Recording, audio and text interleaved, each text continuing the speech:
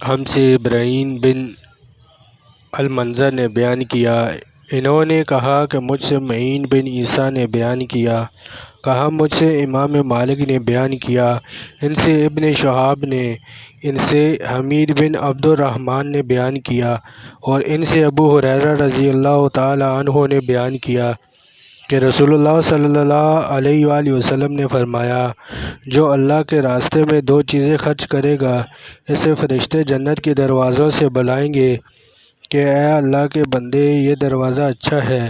پھر جو شخص نمازی ہوگا، اسے نماز کے دروازے سے بلایا جائے گا۔ جو مجاہد ہوگا، اسے جہاد کے دروازے سے بلایا جائے گا۔ جو روزے دار ہوگا، اسے باب ریحان سے بلایا جائے گا، اور جو زکوٰۃ ادا کرنے والا ہوگا، اسے زکوٰۃ کے دروازے سے بلایا جائے گا۔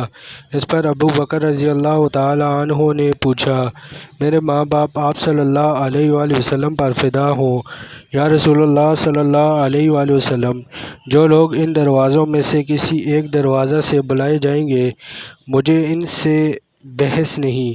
آپ یہ فرمائیں کہ کیا کوئی ایسا بھی ہوگا جسے ان سب دروازوں سے بلایا جائے گا؟ آپ صلی اللہ علیہ وآلہ وسلم نے فرمایا کہ ہاں، مجھے امید ہے کہ آپ بھی انہی میں سے ہوں گے۔